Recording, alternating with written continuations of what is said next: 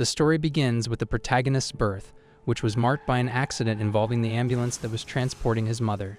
From elementary school through high school, he always developed a fever before every exam.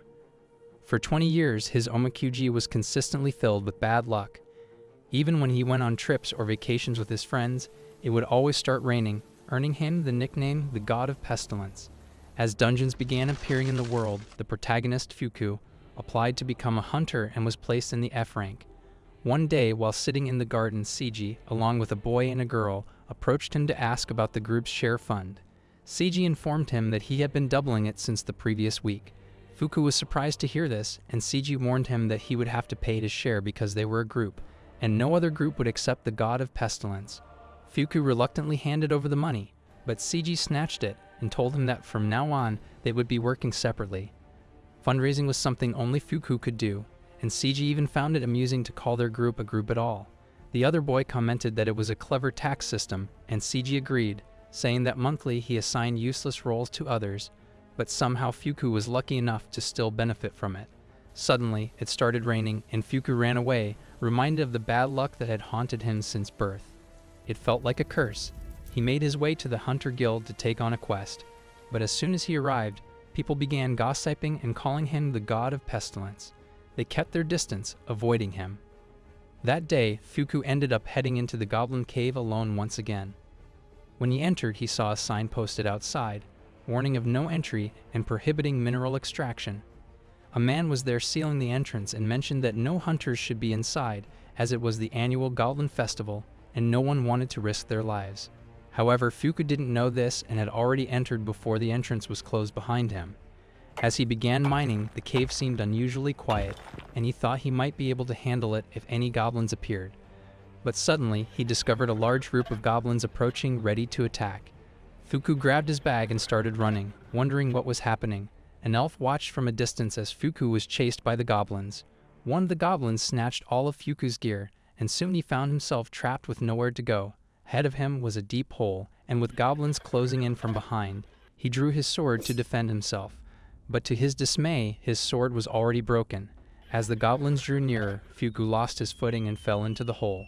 When Fuku opened his eyes, he saw a woman standing there. He asked if he was still alive. She stood up, referring to him as an interesting person, someone who had come this far despite his bad luck. She wondered if he might be the luckiest person in history. Fuku tried to understand what she meant, and then she revealed that she was the goddess of luck. She conjured 99 luck boxes and 1 calamity box and asked him to choose. She explained that if he had even a bit of luck on his side, he might be able to live a better life. Fuku hesitated, thinking about the calamity. The goddess urged him to pick, assuring him that those who made it to the deepest parts of the dungeon would be rewarded. However, she said that it wouldn't be fun to simply hand him the reward without a challenge. So, as a proper test of luck, she proposed a bet. She told him to open one of the boxes, insisting that even if his luck was only average, there wouldn't be any real danger. If he refused, however, he would be doomed to live in the dungeon forever. Fuku, knowing he had never been lucky, realized that the same bad luck had followed him. He reluctantly chose a box, and it turned out to be the calamity box, the 1 in 100. A dark aura poured into him. Then the goddess explained that he had gained a skill called Great Inversion. She told him that this calamity skill would invert everything, reversing all the power he had accumulated up until then.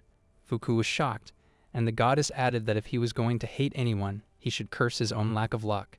However, she hinted that he might get another chance if he chose to worship her. One of Fuku's stats began to decrease, and suddenly the ground beneath him broke open, releasing hot water.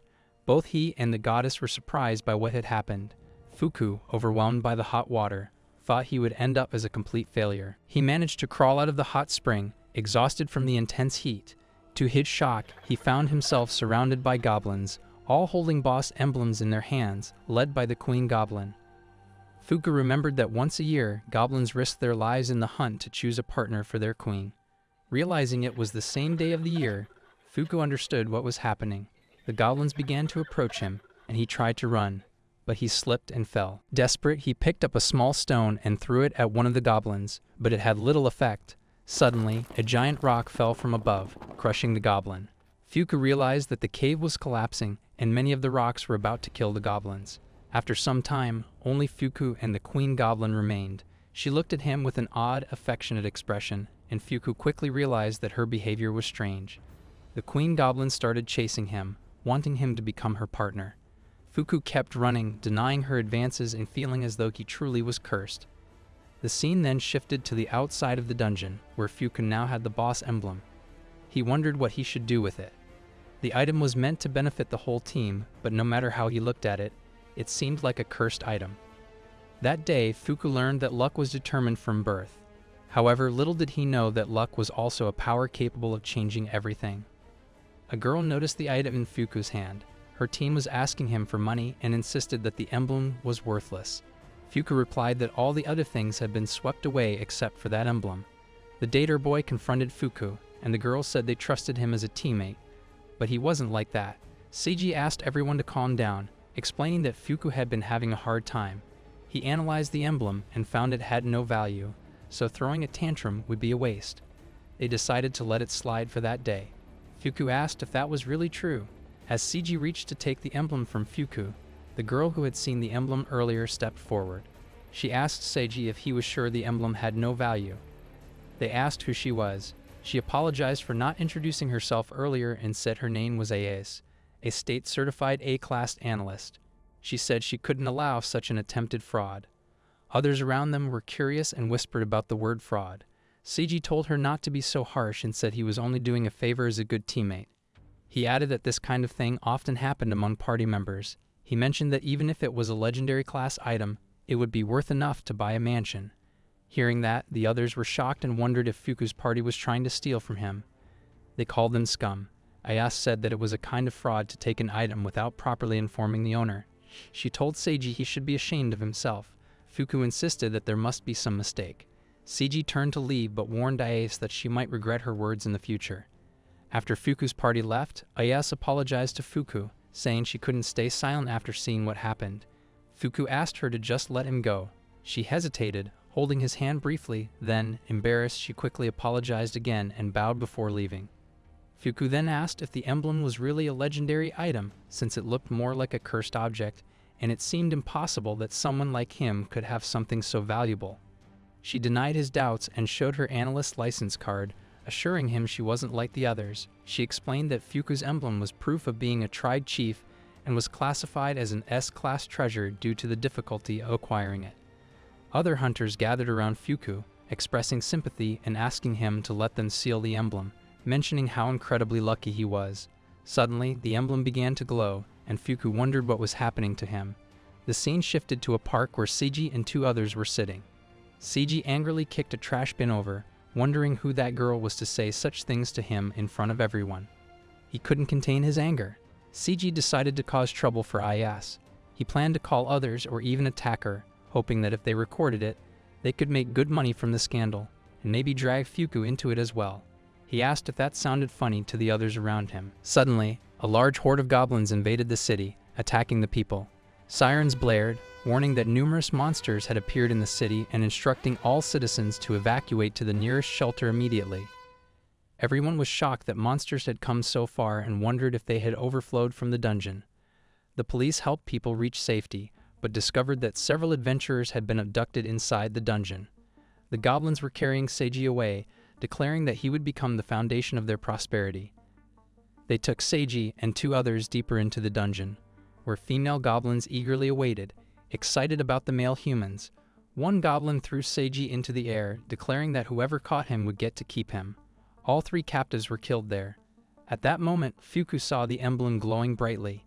He sensed there was a commission outside. Suddenly, the gate opened, and the god of luck appeared.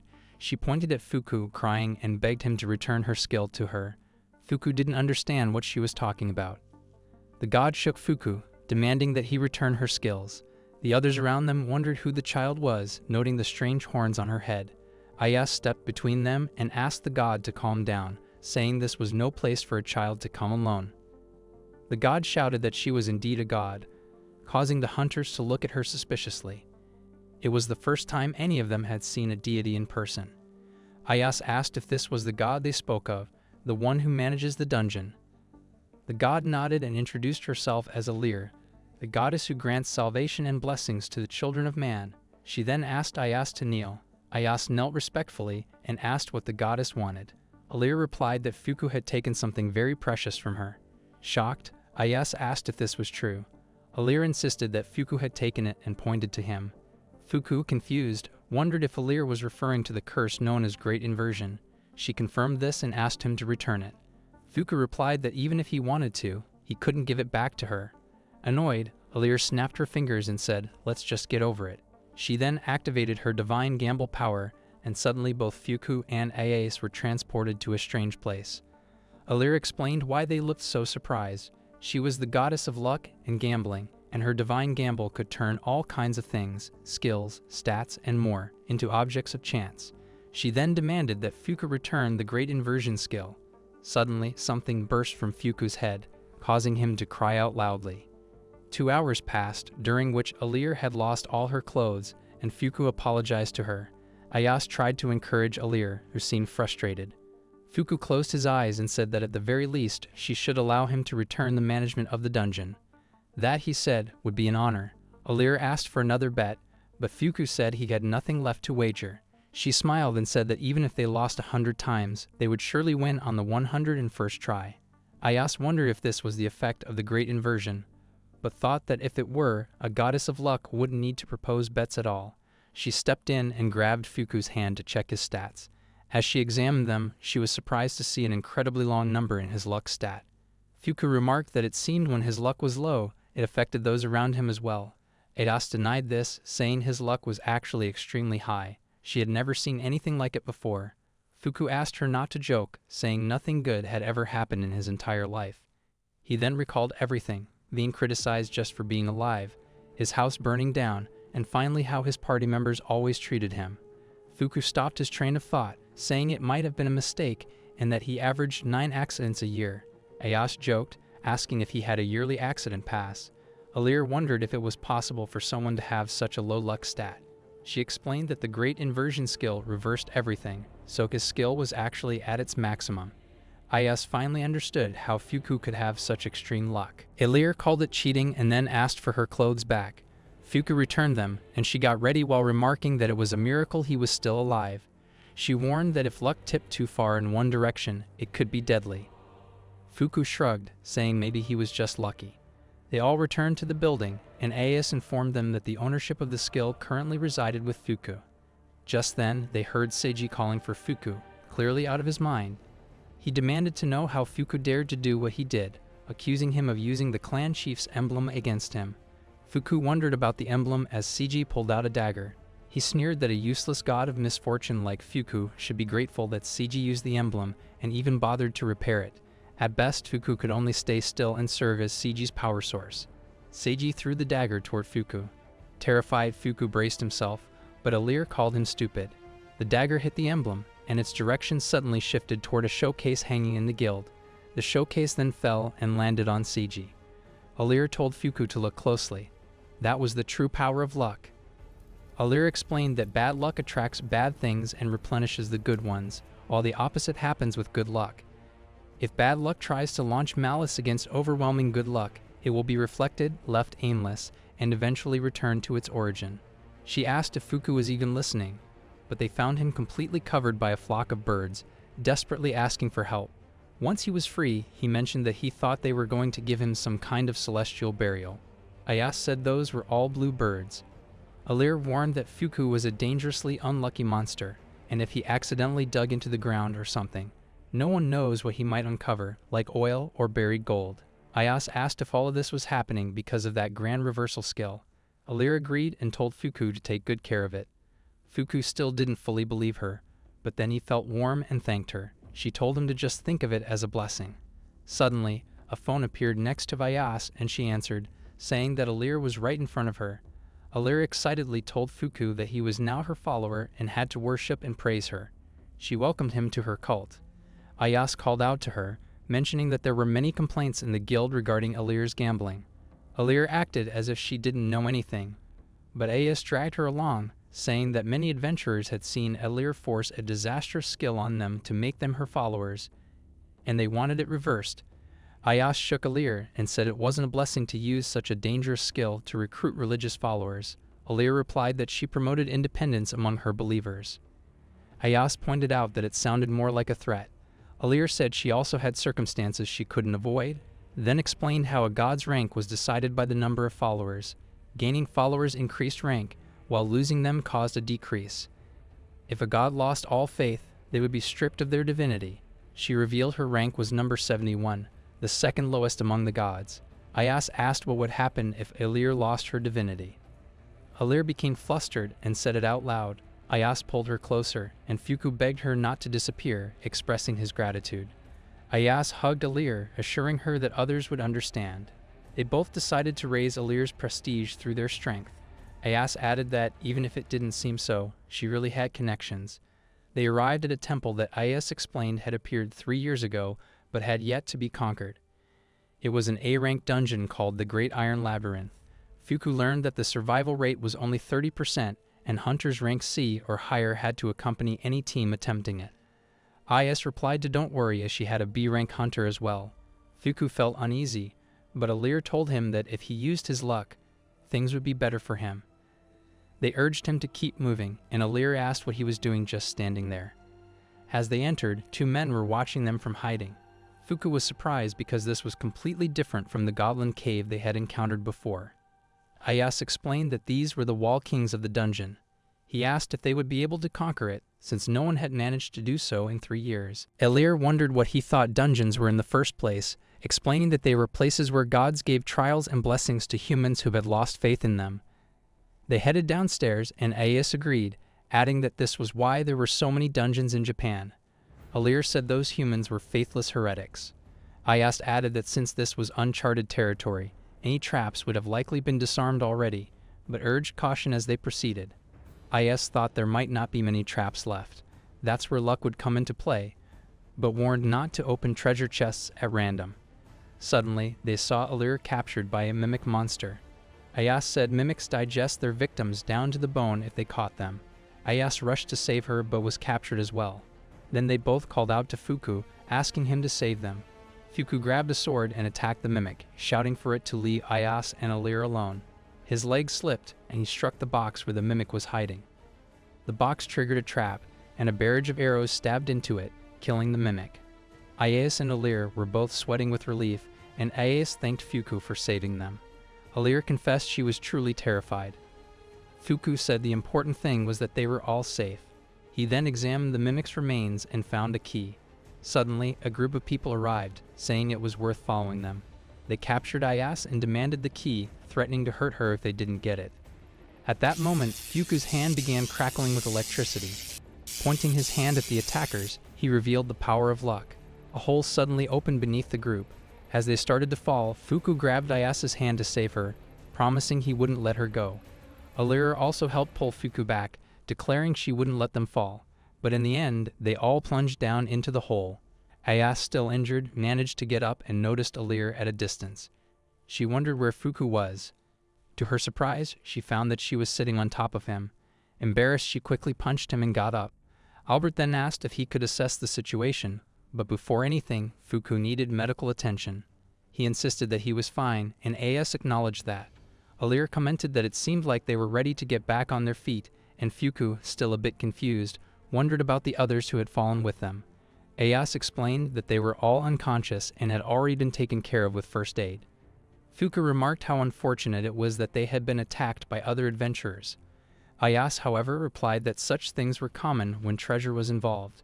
The group then looked at the key, wondering if it belonged to the treasure they were chasing. Ayas suggested it might open the treasure chamber. Alir, eager to move forward, said there was no time to waste and urged them to continue searching for the treasure. Ayas cautioned her to wait, warning that there could be traps ahead. But before Ayas could stop her, Alir stepped onto a trap, triggering a barrage of spears that flew toward her. As Ayas rushed to help, they heard a shout from Fuku, and a group of flying monsters appeared, attacking them. In a panic, Fuku and Ayas grabbed Alir and fled, terrified of the monsters. Alir, now perched on Fuku's shoulder, couldn't help but reflect on how, despite being in danger, she always seemed to find herself in such situations during their adventures. Alir remarked that, somehow, they had managed to escape last time, but now they had to trust Fuku's lock. Ayas also grabbed his hand, saying it was for their safety. Fuku, confused, asked why the dungeons were so dangerous, commenting that it was a rare opportunity to ask a god. Alir, pleased to be recognized as someone important, smiled and explained that it was all about the trials and blessings.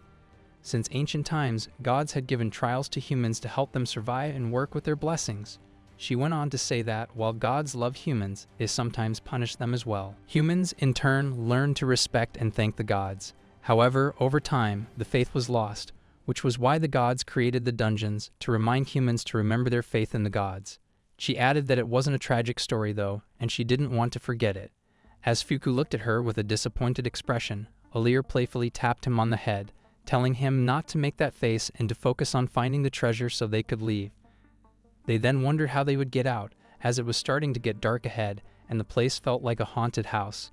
Suddenly, Ayes hugged Fuku tightly, startled by the sound of a stone falling. She was scared and clung to him, her heart racing.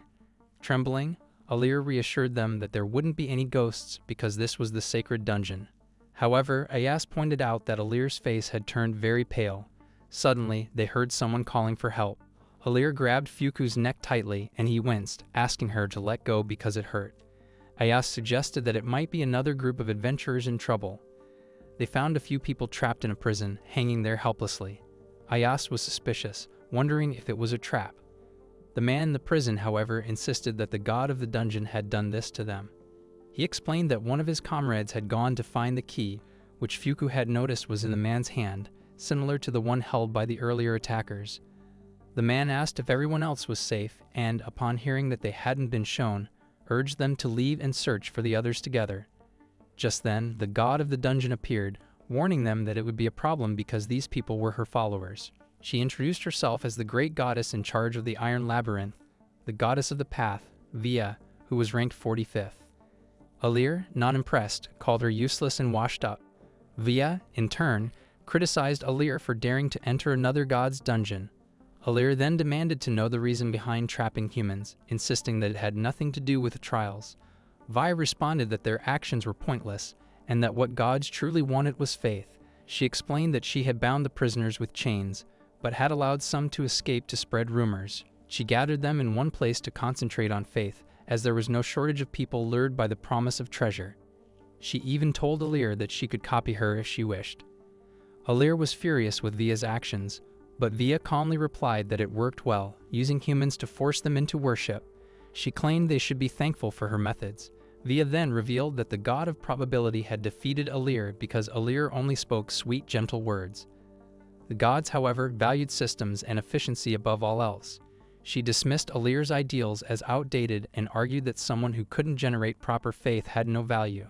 Fuku, recalling how he had been treated similarly in the past, stepped forward with a surge of power, telling Via that he understood much about fate and destiny. While Alir might not have been the most capable, Fuku warned Via not to mess with his goddess Alir. Enraged, Fuku stood his ground, and Alir quickly asked him to calm down.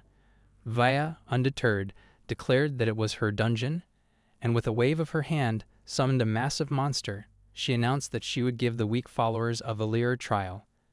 The creature lunged toward Fuku, prepared to attack. The Minotaur loomed before them, radiating immense pressure.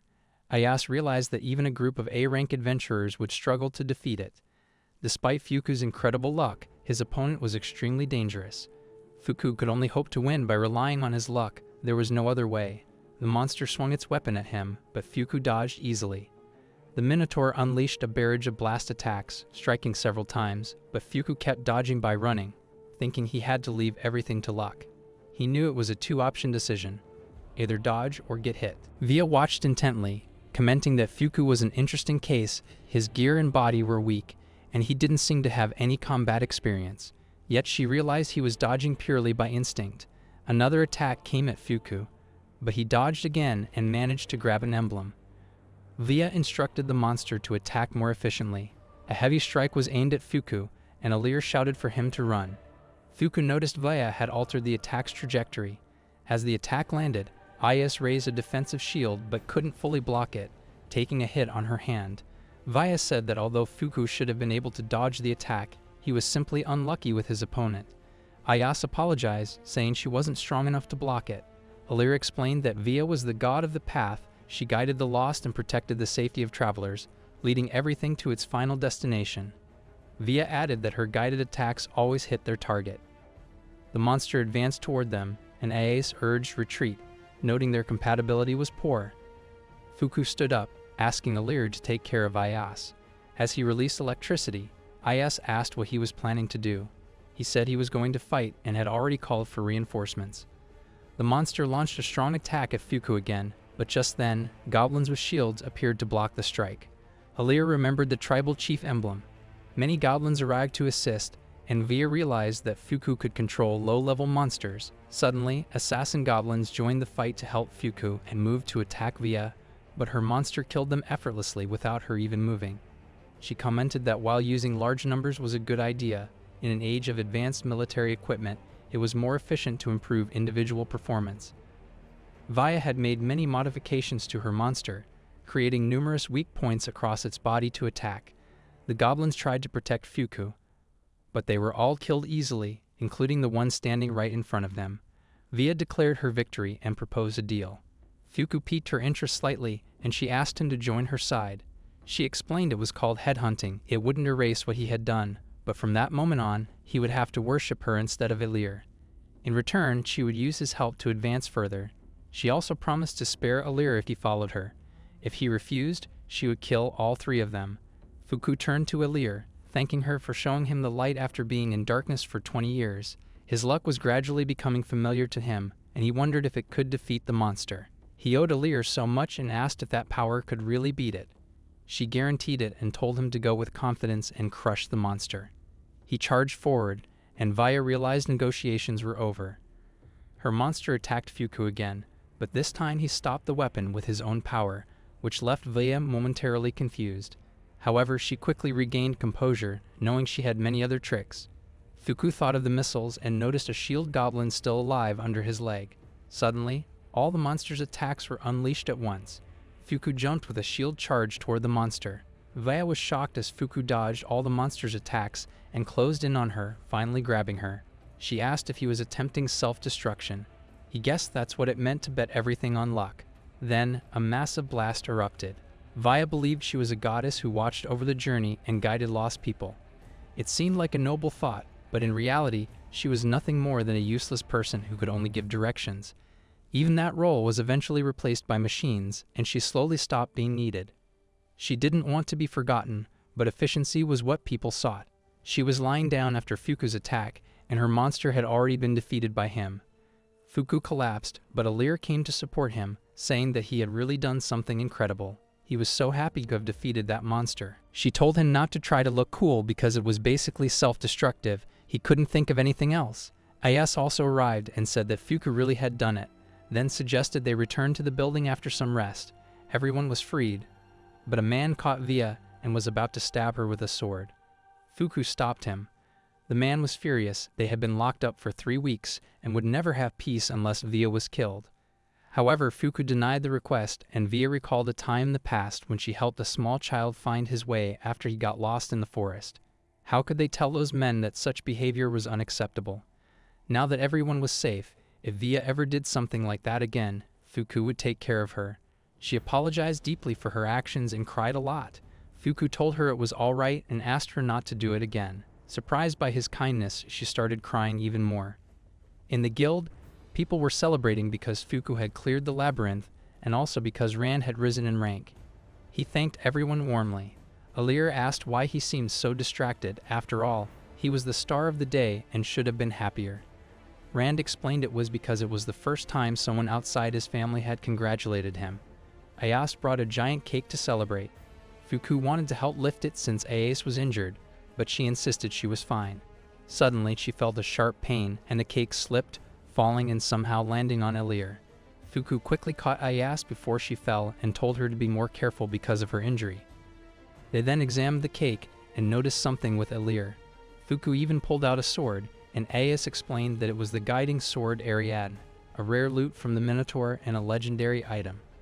Alir said it was a good apology gift, but mentioned that his clan leader's trial was even more impressive. Fuku wondered if he could ever compete with that. Alir got annoyed and said it was probably for the best that she wouldn't become his subordinate. A man wearing a mask approached and called out to Fuku, saying this was their first meeting. He then introduced himself as Tominaga, the director of the guild. Ayase bowed respectfully, and the other adventurers followed suit. Fuku was surprised to see their reactions. Tominaga explained that energy was the most important thing for them all, then examined Fuku's hand, praising him not only for conquering the difficult dungeon, but also for rescuing the hostages. Fuku wondered why someone like Tominaga was here.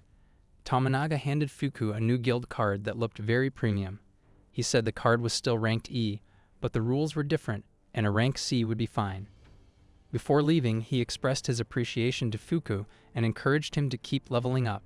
Fuku bowed in thanks, showing his respect. Some adventurers dressed in gold armor approached Fuku, saying it was incredible that he had conquered an unexplored dungeon in just one day. They wondered if it was also thanks to the blessing of the god of luck. Ayase agreed, mentioning that escaping the explosion with only minor injuries was all thanks to Alir. In a slow voice, she told Alir that this was her chance to gain many followers. Alir was eating cake and told everyone that with the power of her luck, she would save everyone no matter how strong the enemy was. Everyone cheered and enjoyed their drinks. One man in gold armor told Fuku he wanted his help with something, and said that both he and his goddess would be pleased if Fuku's name spread. They began to take Fuku away, and Ayase wondered where they were going. As people praised Alir, she said it was all thanks to Fuku, and that it wasn't much of a gift, but she could turn him into her servant. Then she noticed Fuku wasn't around. Ayase told her that Fuku had gone off somewhere with the guys in armor, and she thought it had something to do with helping someone. When Fuku went to help, he discovered the item, and a lady told him it hadn't been found in the last 220 years. Everyone was overjoyed because Fuku had found it in just 5 minutes.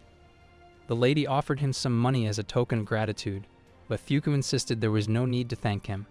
A bald man in gold armor told Fuku not to be shy, saying that accepting such rewards was part of good manners. They took a small portion of the commission and gave the rest, a huge sum, to Fuku.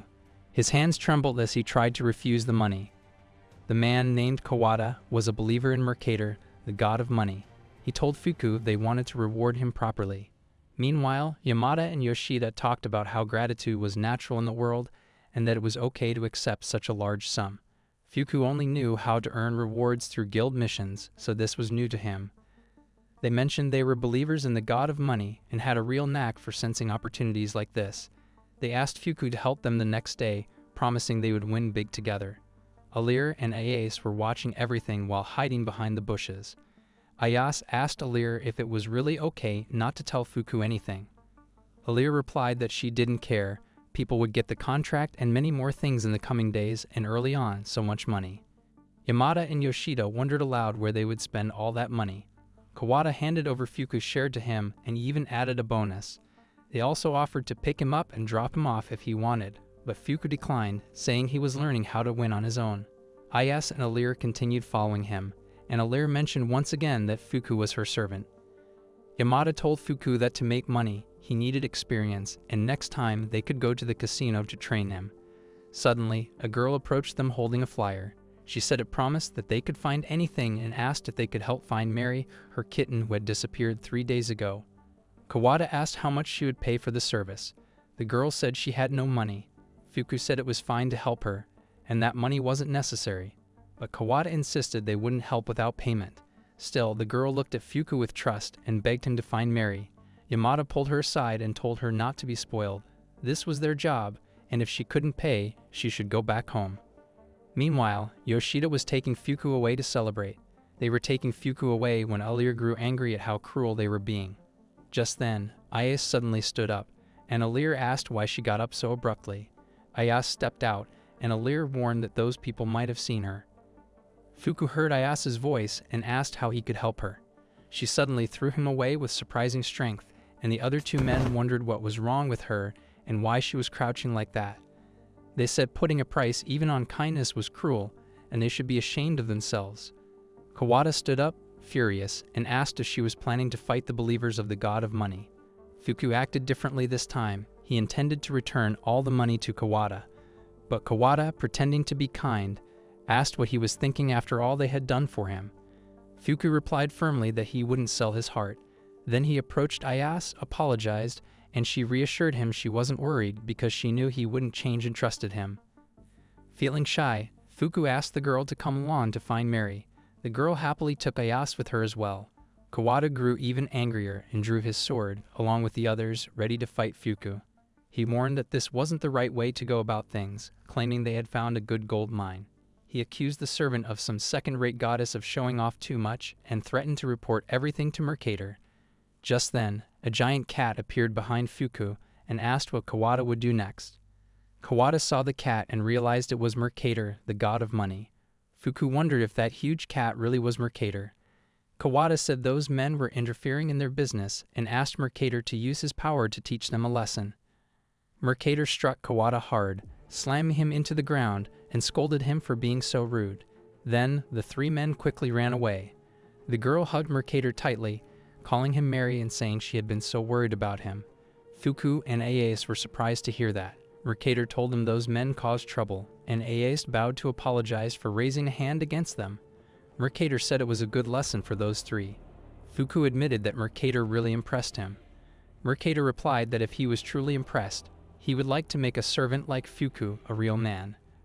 But he had to leave because a woman was jealous and he wouldn't dare stay to greet them more. Mercator said goodbye and promised they would meet again soon. They didn't quite understand, but Mercator explained it was an emergency summons straight from Tominaga. At the meeting, every god along with their servants came to me. He thanked Tomi and Tomi for coming and wanted to ask them something about conquering a dungeon. Then Tomi showed them the concrete jungle, which was currently one of the largest dungeons in the country. Someone mentioned that its estimated size was 11 square kilometers. Tomi denied this, explaining that the data was from last week. Currently, it had expanded to approximately 34 square kilometers and was still rapidly growing. If left unchecked, the entire Japanese archipelago would be consumed by it within just 3 months. That was why they needed everyone's help, especially those with dungeon conquest experience. He thanked them all as they accepted the request. The scene then shifted to Argel, the goddess of fertility and administrator of the concrete jungle. Alir told Argel that Tomi looked pale as a ghost. Argel asked if it was really that serious, saying she was only creating a new dungeon and watering the plants as it grew so quickly. Alir shouted that it was Argel's fault and playfully hit her on the head. Fuku said it was fine, while Mercator added that they couldn't change what was already done. A man's time was neither in the past nor the future, but in the present. Alir then remarked that Argel wasn't a man. Ayase said they could do something about the original tree, so everything would be fine. She wondered if the guild's plan would really work, and if it didn't, they would all be in trouble. Ayase then explained the entire plan. Mercator asked Alir if she was coming with them as well. She refused, reminding everyone of her condition during the bet with Fuku. Since she lost, she owed him and had to stay with him. Mercator said they would take care of things, and that she might not know what could happen. He also wondered why they always caused scandals. With the help of a sword, Fuku used a guide skill to show them the way through the dungeon, and Mercator was amazed by its power. Ayase explained that it was a divine weapon, and as long as they followed it, they wouldn't face any major danger. Fuku led the way, while Ayase and Alir were both tired. Alir commented that the terrain was rough and hard to advance through, and it didn't seem like there were any monsters. Ayase agreed, noting that they hadn't seen any either. Suddenly, Fuku noticed something and wondered what it was.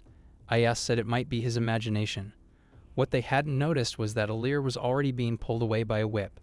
As Fuku relaxed, Ayase was taken as well. Suddenly, something came to grab Fuku's leg, and they realized it was the tree spirit's vine. Alir wondered why things like this always happened to her. Ayase rushed to help and fired her electric gun at the whip, which shocked Alir as well, but she managed to break free. After that, Fuku and Ayase escaped from the tree spirit too. Ayase apologized, saying it seemed her electric gun didn't work on the vine but did affect Alir. Fuku attacked the giant tree spirit, landing a critical hit of 82 and killing it. He said it was all or nothing and was glad his sword worked so well. Ayase wondered why a normally peaceful tree would behave like that. She then found a power nut. As Fuku happily reached for it, Alir warned that it was pointless for him to eat it because using his skill would make him lose strength. When Fuku asked Ayase to eat it instead, she refused, saying it was too valuable and rare, worth about 500,000 yen on the market. Fuku replied that it was fine if she ate it because it would be a waste otherwise. Besides, she had really helped him, and he was giving it as a gift to an important companion. Alir then headed ahead, telling them to follow her. Ayase was reminded of her past in a dungeon. where she had once run to a group, telling them that another group was under attack by monsters and that they needed to help. However, the girls had refused, not wanting to risk themselves, and told Is that if the other group was wiped out, the loot would be theirs for the taking. One of them even referred to it as opportunistic gain. Ayas kept insisting they go to help, but their leader slammed her hand on the table, expressing how annoying Ayas's sense of justice was. She told Ayas that if she was so eager to help, she should go alone, adding that Ayas was too weak to make a difference anyway. Ayas stopped arguing, her thoughts drifting to Fuku. She remembered how he had always helped her, and compared to him, she felt utterly useless. She silently ate the nut, and Fuku called out, urging her to hurry up. Meanwhile, Kawada and two others were sneaking up behind Ayas, planning to take credit for her actions. If they could receive the Mercator's blessing, they believed they would become even richer than they already were. Fuku, leading the way with his sword, remained unaware of their plotting.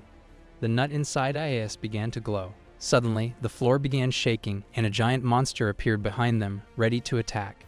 Alir wondered what kind of monster it was, and Ayas was unsure, having never seen anything like it before. Fuku, however, dismissed it as irrelevant and quickly fired a shot aimed at the creature. But it was so close. Ayas then realized that it wasn't a monster at all, it was a massive black rat. Both Fuku and Alir were shocked, never having imagined such a giant rat could exist. Ayas speculated that the dungeon might have somehow affected the creatures inside, turning them more aggressive. She had never heard of such a phenomenon before. Fuku pondered if the usually calm forest spirits were also being influenced, and guessed that other species might be becoming aggressive one by one. Alir was increasingly worried, fearing that the dungeon was affecting the entire ecosystem. Fuku then turned to Ayas, asking her what was wrong. She replied that it was nothing, and they continued on their way. Meanwhile, Kawada and the others were lounging on a branch, casually watching the scene. They joked about letting the monsters deal with themselves, claiming it was an easy fight for them. After a while, they reached the source of the dungeon. Fuku remarked that it was much larger than they had anticipated. He knew that it wasn't just water fueling its growth, and the cause of everything was linked to Ardal. But now we need to face it and finish this, he said, determined to complete their mission. Ayas was equipped with a weapon called Subukareru. Just then, Fuku warned that their situation wasn't going to be easy. Waves of rats were attacking them, and they all wondered what they would do about it. At that moment, Kawada and the other two appeared, thanking them for guiding the way. They mentioned that the juicy part was now theirs, and that they'd simply take the same route and do whatever it took to claim the dungeon rewards. Alir, enraged by their selfishness, could hardly believe what he was hearing. Yamada, nonchalantly drilling into a tree, responded, "The one who plays smart was the one who's right." Suddenly, the entire area turned blood red, and a deep, heavy sound wave reverberated, leaving everyone feeling disoriented. Ayas realized that the sprout was threatening them. The rats were becoming increasingly dangerous, and Kawada quickly understood that they were in even more danger now. The rats began attacking, with some of them heading straight toward Alir. Terrified, Alir froze, but Fuku knew there wasn't enough time to save him. Just as the rats were about to strike, Ayas transformed in an unexpected way. Her hair grew long, and she used it to crush the attacking rat beneath it. As more rats charged toward her, she swiftly sliced through them with ease, eliminating them one by one. Alir, stunned, wondered aloud, "What's happening to Ayas?" Ayas slammed the ground with such force that it cracked beneath her. Kawada, amazed, commented on her power and wondered what kind of skill she was using. Ayas, laughing manically, continued to attack. Fuku turned to Alir and said, "Ayas has completely lost her mind." Alir, thinking for a moment, replied, "It's probably the sprout," and then gestured toward Ayas's chest, where the same mark from the forest spirit and the rats was visible. They both realized that the seed Ayas had eaten earlier might be controlling both her body and mind. They were in serious trouble now. Although they knew the seed was the weak point, they couldn't attack Ayas directly, as doing so would likely kill her. Fuku felt an overwhelming sense of guilt. It was his fault for giving her the seed in the first place, and now he had to find a way to fix this. Turning to Alir, he asked for a favor, something that could help them stand against Ayas. She never believed in luck, but she was always there to reach out to me. You have to save her no matter what. Please help him do this. Alir, understanding the gravity of the situation, snapped into action and decided to use the divine gamble. He initiated the fair impartial gamble, with the stakes being control of Ayas's body. The two players were Fuku and the seed inside Ayas's body. By making that gamble, Alir asked Fuku if he was truly certain it would work. Fuku nodded in agreement, thanking her. He believed that the seed was paralyzing Ayas, and if they attacked recklessly, Ayas would be unable to escape. On the other hand, if they allowed the seed to attack them, luck would put Ayas in danger. Alir, however, stood firm, stating that their opponent was not the type to sit idly by and play games. Fuku knew that he had to act, and Alir didn't want to know what would happen next. She announced that it would be a duel, with the wager being control over each other's body. In other words, the winner would take full control. Ayas laughed upon hearing this, and Fuku prepared to attack with his sword, thinking that they could bet on anything. But the outcome of the bet was absolute. He threw the sword, aiming for Ayas's hand, and managed to tear through the armor. Fuku reminded everyone that they had bet their bodies against each other, and no wager could exist without a valid risk.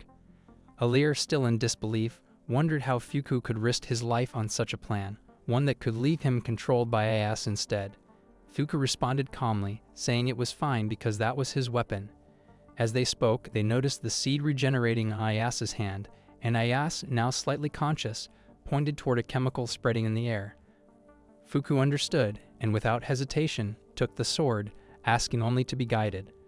With a swift throw, the sword struck Ayas, shattering the chemical barrier and causing the seed to emerge. However, Ayas did not want the seed to be released. A massive explosion followed, but to Fuku's relief, Ayas was unharmed. He embraced her, thanking God for her safety. She apologized, saying that once again, she had gotten in the way. Even though they were teammates, she always seemed to cause him trouble.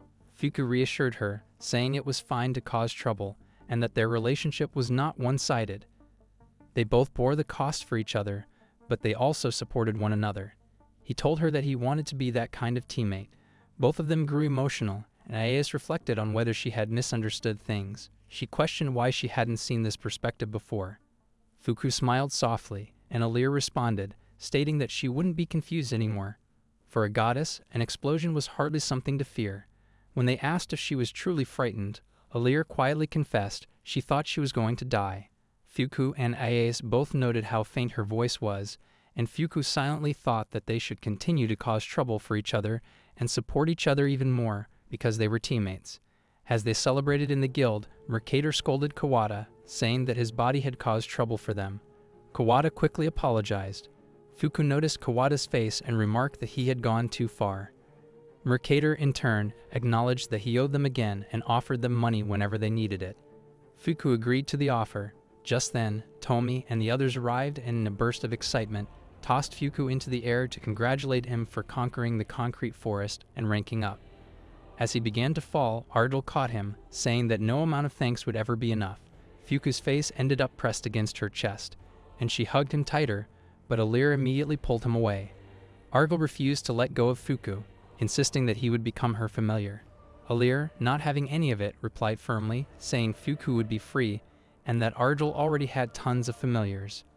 Tomi interrupted the situation with an apology and asked Fuku and Alir to come with him for a while, as the Chief of the Gods had called for them. Alir's face went pale at the mention of the Chief of the Gods, and Ayas noticed that it wasn't just pale, it was turning purple. Alir nervously wondered whether the meeting with the Chief of the Gods was a good thing.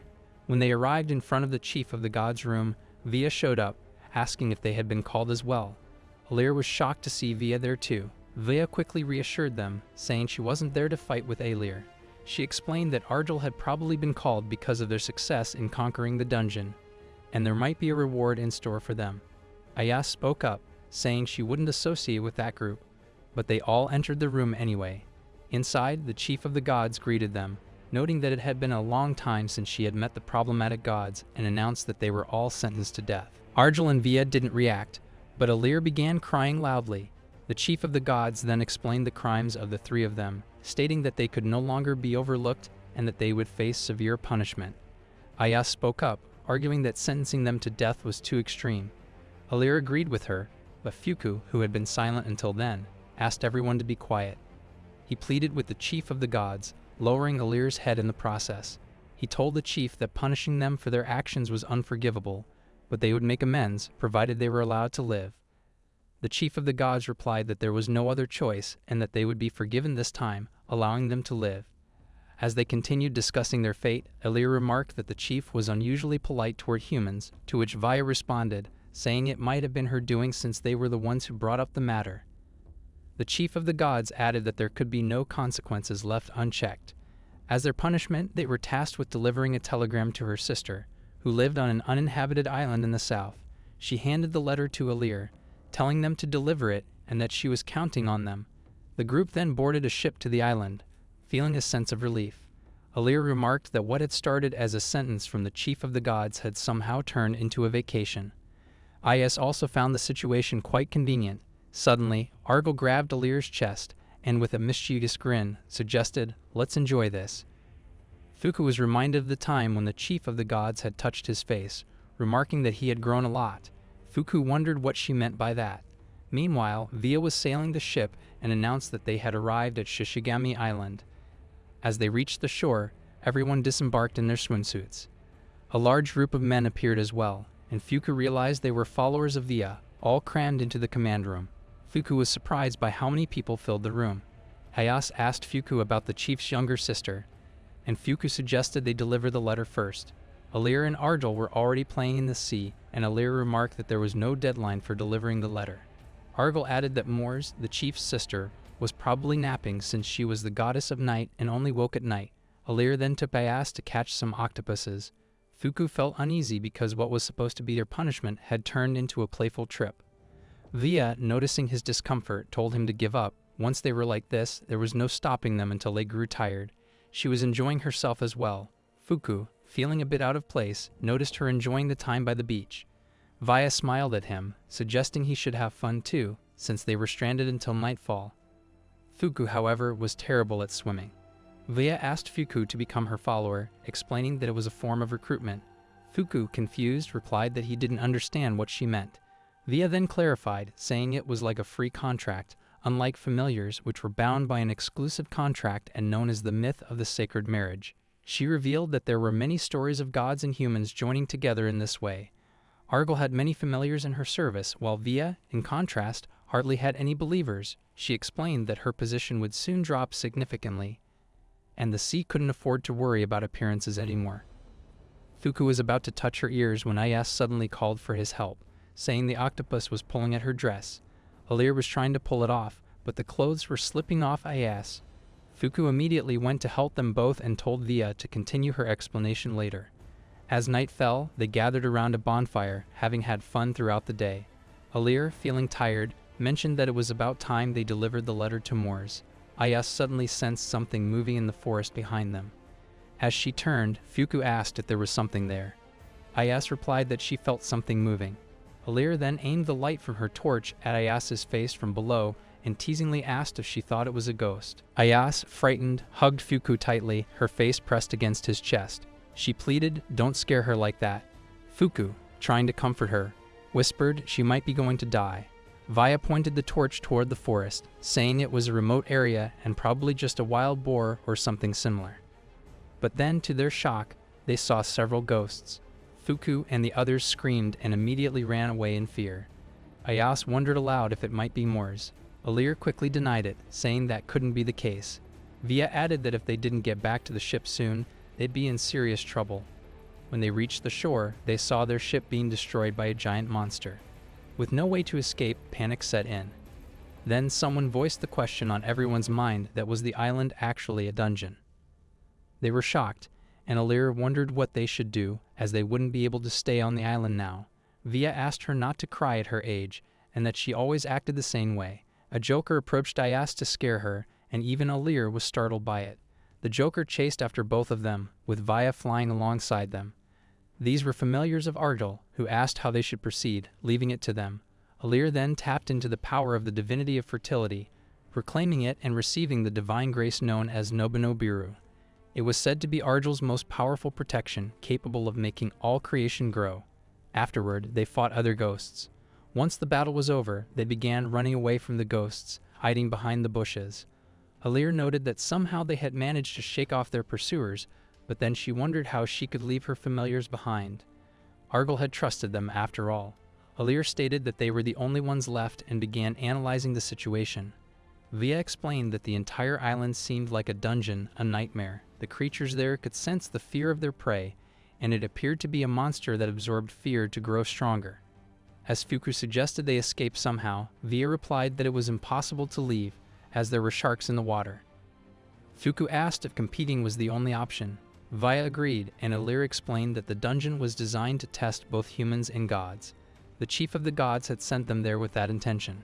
She noticed that everyone seemed terrified of something, urging Ilir to just watch her back. She responded that she wouldn't fall for their tricks, but before she could act, a ghost captured her and flew off. Ayas wondered how they were supposed to follow it. Fuku asked Via and Argel to fly and follow the ghost. Argel agreed, but only if Fuku accepted to become her familiar. Via then told Fuku that she would help first. Just then, a shining stone flew toward Fuku. As he reached for it, another monster appeared, intending to devour him, but it stopped when Fuku knelt to pick up the stone. Terrified, Via urged him to run. However, his legs wouldn't move. Suddenly, a seed appeared on Ayas's chest, and as the monster lunged to attack, Ayas used her power to pull Fuku away from the creature. The monsters began chasing them, and Fuku wondered about the power Ayas had used. She explained it was from their last dungeon conquest when they explored together. Ayas reminded him that it had been a mistake, but its form still haunted her. As she thought about saving him, the veins began to spread on their own. She apologized, saying she hadn't expected it, but she couldn't believe that the power from the seed was still affecting her. Via and Argel were together, and they wondered why no sounds were coming from the monsters. Had they finally given up? Argel remarked that the situation felt like being at an amusement park, while Via cautioned that they needed to be more careful about the dangers around them. She also reminded Argel that their abilities weren't suited for combat. She wondered if Fuku would be there to help. Argel pointed out that Via really cared about Fuku. Vi responded, slightly defensive, that she had invited Fuku to become her familiar, but that didn't mean she had any special attachment. She went on to say that no matter how much someone's birth luck varied, it was nearly impossible for a human to be born with such exceptional steps naturally. It was pollutedly impossible. Argel asked why Fuku was so lucky. She speculated that perhaps someone had manipulated his circumstances, and she mentioned that she had looked into his past and found something intriguing. It became clear to her when she heard his surname, Kanzaki. Just then, they heard a voice saying, "It really was interesting." A lady stood near Via, and suddenly, she flew up into the sky. She was the god of night, Morse. Via asked Morse to take a look at Fuku, who was indeed very intriguing. Morse responded with a smirk, claiming she was far more interesting than any of them. She demanded they fight now, summoning ghosts to capture them. She then questioned why her older sister had sent Fuku to her island, revealing that Fuku was somehow connected to her older sister, the being who had killed Haru Rank 1. Via was shocked and asked if Fuku had killed the family Anima, the chief. Morse confirmed this and explained that in a letter from her older brother, Fuku had been welcomed with the utmost hospitality. Anima, however, never took lives, as she was the goddess of life. Morse believed that one day she would have to make a decision, and for 20 years she had been waiting for that day to arrive. Via and the others then asked what Morse was planning to do with Fuku. Morse replied coldly that she would do what needed to be done, as she was the god of death. Via mentioned how a god killing someone over a personal grudge was troubling. Morse responded that the chief had wanted the same thing as well. Via noted that the situation was a bit problematic and then attempted to attack, using her gun and guiding her aim. But Morse swiftly stabbed her in the chest with her scythe, warning her not to interfere with her work. Via fell to the ground, and as Argel called her name, Morse added that her divine abilities were troublesome and that they would remain there, immobilized. Meanwhile, Fuku was with Ayas and felt something was wrong. He apologized, saying he had been startled by the song of the birds. Ayas explained that it was because there were so many of them. They both wondered if there was any safe place on the island, a concrete jungle, or perhaps a supply point where they could take refuge. Ayas revealed that everything had been orchestrated by the guild staff, but the details of the island were not even in the guild's database. It was only known as the Dark Dungeon, and there would be no safe zones to rely on. Fuku pointed out that there hadn't been any issues during the day, so they understood that everything had been activated at night. He suggested they wait until morning. Noticing that hours had passed since they were separated from the others, Ayas realized the moon had already begun to set. Normally, it would take about 2 more hours for the moon to fully set. She was surprised and then remarked that if this truly was a dungeon, it could work to their advantage. If they weren't afraid, even the night terrors wouldn't pose a threat. Suddenly, Alir appeared and put a hand on Ayasa's shoulder, scaring her so much that she fainted. Alir, irritated, told her not to faint just from seeing her face, saying it was really rude of Ayas. Argel and Via soon arrived as well. Ayas just stared at Alir, still recovering. Via then shared the good news. They had found a boat at the northern cove. She suggested they escape quickly before the situation worsened. They began to follow Alir in order to escape the island. As they walked, Ayas remarked that it felt much more reassuring with more people around. They weren't injured, and everyone was fine. He then asked how far the cove was. They were moving farther from the sea, and Via responded that this path was safer. She snapped at them to be quiet and just follow her. Fuku wondered if he had made her mad, but just then, he noticed that his light was on Argel's familiar. At first he thought it was one of the night terrors, but then he realized what it truly was. Fuku and Ayas decided to help him. Ayas went to search for some healing herbs. The man spoke up, saying that their first priority should be escaping with Argel's Nobinobi. He pointed toward Argel, explaining that she wasn't the real one. Her horns were facing outward. The being taking Argel's form then revealed itself, commenting that familiars were a pain and that's why she had warned them to be cautious. She shifted into her true form, a night terror. Ayas also felt something different. Her seed began to shine and she started sweating profusely. Suddenly, Morse appeared and stabbed Ayas with her scythe, attempting to take her away. Ayas, with tears in her eyes, called out for Fuku. Morse coldly told Ayas to accept her fate before using astral projection to extract Ayas's soul and throwing her away. Fuku rushed to catch her, shouting for her to wake up. With trembling hands, Ayas managed to touch his face, but her breath stopped there. Morse turned to Fuku and said that if he wanted to get the others back, he would need to meet her at the center of the island. She added with a cold smile, "It's the same thing he did to his mother, Oriko." The scene reminded Fuku of 20 years ago when a massive monster outbreak emerged from the dungeon. Adventurers fought fiercely to stop the monsters from entering the urban areas, but destruction spread everywhere. Fuku, as a baby, was in his mother's arms, crying. She comforted him, telling him that he would be fine and that she would surely protect him, even if it cost her life. Just then, a monster appeared, stabbing her to kill. Morse interrupted Fuku's thoughts, telling him that if he wanted to settle things with the past, she would return the lives of his comrades. She would be waiting for him. Fuku, overcome with guilt, admitted that it was all his fault. Because of him, he lost his mother, Ayas, and everyone else. He began to cry, saying that he couldn't go on like this anymore. Suddenly, he heard Ayas's voice, telling him that it wasn't like that. No matter what had happened in the past, he was now someone who could save many people. Fuku wondered where the voice was coming from, and then he noticed a small, ghost-like figure behind him. He asked if it was really Ayas, and she confirmed it. Fuku mentioned that she hadn't looked like this a moment ago, and Ayas explained that it was something like astral projection, or something similar. He reached out to touch her, moving closer to Misha's body, telling Ayas to go back. Ayas, however, felt pain and slapped him, her frustration clear. Fuku sat down, speaking about his mother and the story his uncle had told him, that his mother had died protecting him. Ayas added that this made it even more important for him to live. She urged him to keep moving forward, saying that no matter what had happened in the past, it shouldn't affect the future. She suggested that they give Morse a real surprise. They both left from there, but Alir, Via, and Argel were not happy with this. Alir and Argel pushed Via to get into her body. Morse coldly stated that such an action was useless. The soul had been separated by soul extraction, and no one else could rewrite it but her. Alir responded, telling Morse that just because things were going her way, it didn't mean she should get ahead of herself. Via then asked if they were being made this way just for Fuku to offer his own life. Alir replied that it meant Morse couldn't defeat Fuku in a direct fight. Via stated firmly that Fuku was not someone a cowardly trick like that would work on. Alir added that he had been completely fooled as well. Morse, with a cold smile, said that if she could avenge the frustration of her sister, any method would suffice. Just then, Fuku arrived, and Morse asked if he was ready to sacrifice his life for his comrades. The three were now captured by Morse, and she told Fuku that she had already given him enough time. She didn't want to hear any foolish answers.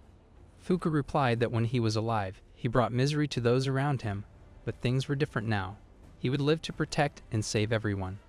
Morse grew angered, feeling that he was acting tough. She thought there was no need for restraint, as she could see his skills and the countermeasures against the malice that repelled all ill intentions. Everything was perfect. She made Alir get closer to Fuku, and both were captured by her power. Morse considered if her malice could force him into a situation where he had no choice but to accept it. She rushed forward, stabbing her scythe into Alir, which then continued to stab Fuku. Morse smiled with satisfaction as she did this. She still referred to Fuku as the killer of her sister's familiar, using astral projection and soul extraction. As she did, she felt the bond between Fuku and the Chief of Gods. She remembered Fuku's mother showing him to the chief, telling him she entrusted her small child to the chief and left the world. The chief, in turn, revived Fuku, saying it was the last wish of his mother. The chief spoke, telling Fuku that from then on, those he trusted would be equally protected, and bound his life to that of his comrades. He would take the burden of pain and misfortune, a cruel fate left to him by Oriko, and this was her first and last wish for him. Morse stopped reminiscing as she felt the weight of the scythe growing unbearable. It felt as if it was no longer moving, and the soul was now bound to the body in a way that felt entirely different. Fuku suddenly woke, feeling as if his power was fading. His power surged, making Morse fall, and he struck her with the pole, sending it toward her. She screamed in pain as the blow hit. The scene recalls a time in the past when two goddess sisters lived together, deeply loving and caring for each other. But one day, the older sister brought home a human familiar. The younger sister became jealous, feeling as though her sister had been taken away by this human. Not long after, a tragic accident occurred involving the humans, and the older sister's familiar died. The younger sister felt responsible for the loss, blaming herself because she was the goddess of death. Overwhelmed by guilt, she left, but the seed of jealousy had already begun to grow in her heart. Her resentment deepened toward the human who had monopolized her sister's affection. That bitterness turned cruel, and she sought ways to make her sister suffer. Eventually, she learned about Fuku, the one her sister was now protecting. Realizing that Fuku had a connection to the death of the familiar, she came to believe that if the child died, her sister might find peace. From that moment, she began to plot her revenge. The story returns to the present. A rock was about to fall on Morse, but Fuku and Shivan saved him just in time. That's why he saved her in return. He told her not to misunderstand. Just because he did something kind doesn't mean he had forgiven her for everything she had done. But because things hadn't yet settled properly between her and her older sister, he would choose to forgive her. He too understood the painful loneliness of being unable to see one's sister again. The scene shifts to the Divine Boss's room, where everyone has gathered to meet the chief. She wonders how things turned out this way. Alir steps forward, knowing that the chief was responsible for it all, and everyone has had a terrible time because of it. The chief admits that she only asked her sister to treat Fuku with hospitality, and Fuku had seen it, even noting that it was meant to be a grand gesture. Alir, frustrated, exclaims that this whole situation was completely misunderstood, and she should have used an email, but Via suggests using Lime instead. As the chief floats in the sky, Alir gets close to her, but suddenly she falls, causing the chief to ask if her sister was all right and whether she was surprised by the sudden visit. Fuku then reassures Morse, saying it would have been better if she had approached things directly. Morse apologizes to her sister for being jealous of them, and Oriko even tries to befriend Morse. However, Morse remains distant, still overwhelmed by jealousy, and apologizes for the hurt she caused Oriko's child. She admits that what she did was unforgivable, which was why she couldn't stay with her sister. Just then, the chief hugs Morse, and they both fall. The chief softly tells her that it's her own fault, not Morse's, and welcomes her back. She acknowledges that coming back might be frightening for Morse, but she was here for her regardless. Ayas was overjoyed, but Via wondered how inefficient everything had been. Fuku noticed that Alir and Via were arguing with each other. He observed the wounds on everyone's faces and began to wonder if he should use his skills more effectively.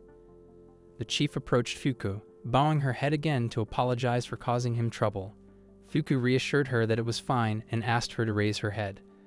The chief explained that they had completed a high-difficulty dungeon that wasn't even registered with the guild, and she promised them a boon in place of her sister. She then asked them to make a wish. Just as Alir was about to speak, Via stopped her. Fuku, however, asked about his mother as he didn't know much about her. The only things he had were a funeral portrait and an album, both of which were destroyed in a fire, which was why he wanted to learn more. He also asked why the chief had made her his familiar. The chief then began to tell the story. Oriko Toba was the greatest adventurer since the two goddesses began the trials. Oriko had been kind to everyone and was loved by many people, including the gods. She rose to the position of assistant director of the guild at a young age. Though she was highly talented, That alone wouldn't have been enough for her to be chosen as the chief's familiar. Orica was more human than others and treated the chief with kindness and without discrimination, even when the chief was all alone. The familiar bond was the greatest grace a god could grant to the one they loved most. Fuku looked around at the other gods, and Alir remarked that there were many kinds of love. Argal then asked Fuku to become her familiar. This sparked anger in Via, who scolded Argal for saying such unnecessary things. The chief, noticing the tension, told Fuku that he might be able to recover the album, as recently, a dungeon had been created that stored all the things lost or damaged, including books. It was called R Infinity Hofma, Library 8. In the dungeon, a god was speaking to a child, saying that Morse might still be of use, but she had turned out to be more useless than expected. The god then asked the boy if he understood what he needed to do, as he didn't want to lose his divinity. The search team from Dungeon Scorching Valley Area C, which was surrounded by intense heat and lava, reported sighting a figure resembling the target subject. This sighting was later confirmed, and they felt as though they had drawn the short straw. A man who had been attacked by a monster during his patrol was found in a terrible condition. Via contacted them, asking if they could read the status of the injured person, but they were unable to do so. Unfortunately, the team member who had relayed the information, Fuku Morse, was dead. Morse had many followers, and Via couldn't imagine they would be granted permission for espionage activities. She decided to investigate further. Fuku and the others arrived at the Infinity Library, the wonderland of books. Alir shouted that the line ahead of them was extremely long. Fuku explained that it was normal for adventurers to flock to a new dungeon, but this was excessive. Ayas revealed that the Appraiser Association was also conducting research, and, as they had heard, the library contained all kinds of books. Among them, there might even be historical records dating back ages, possibly including information about existing monsters. To find such a book, Ayas thought it would likely come at an astronomical price, and she understood that waiting 200 hours exceeded her expectations. They noticed that the dungeon's visitors seemed to be seeking the believers, but they couldn't understand why people from the Lord area were also in line. Alir, irritated, was about to confront them, but Ayas and Fuku stopped her, reminding her that it wasn't something that concerned the Lord area. Just then, a man approached and scolded them for making a commotion, calling them brats and telling them to go back. Alir was furious with him, but to her surprise, the people around them were showing respect to the man, even Ayas. When Fuku asked if she knew him, Ayas was surprised that Fuku didn't recognize Maki, a veteran S-rank hunter. Fuku remarked that Maki must have made quite an impression, though Alir wasn't fond of his hairstyle. Maki approached them and asked about their intentions. After Ayas introduced herself and Fuku mentioned his name, Maki was shocked and asked if he was the son of Ariko. Fuku confirmed, and Maki, surprised at how much Fuku had grown, noted that it had been 20 years since they last met. He then offered to guide them. As Fuku explained that they weren't there as believers in the books, Maki clarified that he was inviting them, as he was once a student of Fuku's mother. Maki led them inside, and Ayas was thrilled to see the vast collection of books. Alir commented that it really seemed like there were books from other worlds as well. Alir became emotional hearing her praise. Maki explained that books were living proof of humanity's achievements and the gods' influence. He then pulled out a book that opened a hidden area, saying it contained treasures of unimaginable blessings. Ayas and Alir followed him as they headed downstairs, and Maki told them they should greet the god of this place. He opened a tiny door, leading them further inside. Fuku and Ayas wondered if Fuku's mother had been a disciple here and what the circumstances had been. Maki invited them in, and once inside, Alir immediately recognized the god present. The god asked what Alir was doing there. Fuku asked if they were acquainted, and Alir replied that the god was Liver, the god of books, rank 72. He was barely a god, much like Alir, and was a jirigami. She couldn't help but admire that Liver had done well to maintain his rank as 72. Alir's own rank was 71, which explained the rivalry between them. Fuku and Ayas discussed another pillar of the gods, which was soon to become a gopher. Alir and Liver were still at odds. Maki asked Liver why he was in such a rush. Liver replied that it was his business and Maki didn't need to worry about it. Then he asked why they were there. Alir, trying to intimidate, declared that they were hunting for the believers. Liver warned her not to declare her intentions to obstruct business in front of an admin god. Ayas explained to Alir that they had come to look for the album for Fuku. Liver, noticing the situation, suggested he could easily increase his own followers and rank quickly. He then asked Maki to throw Alir out of the place. Fuku interjected, saying they had come to look for an album that had been destroyed along with his house. He would keep an eye on Alir, so he asked Liver not to throw her out. Maki also expressed interest in the album and supported their search. Liver, finally conceding, agreed to let them look for it. They rushed outside quickly, and Maki told Liver that he would watch over them, so Liver didn't have to accompany them. Liver, however, cautioned them not to run in the library. He added that there was no book in Library 8 without the proper proof. Grace couldn't be obtained without it. He then asked how they would thank him, saying he would catch up with them later before leaving. As they walked, Ayes mentioned that because of Maki, they felt safe. Maki, however, didn't sense any aura of an adventurer from Fuku. He told them he was a bit curious about the abilities of the son of his former master. Ayes and Fuku were lagging behind slightly, and Fuku explained that he didn't have any adventurer skills. Ayase suggested that this could be a good opportunity for Fuku to learn something from Maki in the dungeon. Alir wondered if there were any monsters in the area. As she spoke, she noticed that the books had evolved, and suddenly, the bear from one of the pictures started moving. It lunged at her, attempting to bite her head. Maki casually remarked, "Let's see what it can do." Ayase rushed to help Alir but found the bear's veins weren't materializing, so she instinctively hugged Alir for protection. Fuku quickly drew his sword, using his guide to slay the imaginary bear. Once the threat was neutralized, he and Ayase checked to see if Alir was hurt. Fuku's luck was astonishing. Maki, surprised, remarked that it wasn't just luck. He then asked Fuku to explain himself.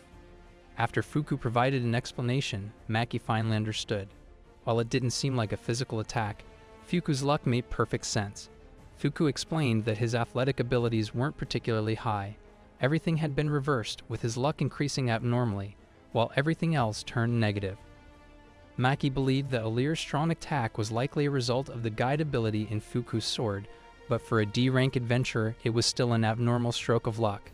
Good luck and a strong constitution alone shouldn't have led to such a major comeback. Fuku apologized for not meeting expectations, explaining that his skill wasn't inherited from his mother.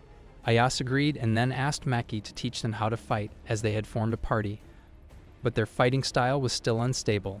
Maki refused, saying, "Don't take this the wrong way, but he was just a mediocre adventurer. Perhaps their fighting style was different from any adventurer he have seen. He do have a few things he can teach him, but it's not guaranteed that it'll be the right approach for him." Fuku, determined, stated that he couldn't continue like this. He wanted to learn how to properly handle his powers, so he bowed and asked Maki to teach him how to fight. He expressed his desire to become a respectable adventurer. Maki, reminded of his past when he had begged Fuku's mother to teach him how to fight, smiled and said, "Life was long, Fuku. He could take his time to find the answer, but let him make one thing clear, that he don't have extraordinary luck like him, nor he was as kind as Oriko. So now let's start the lesson."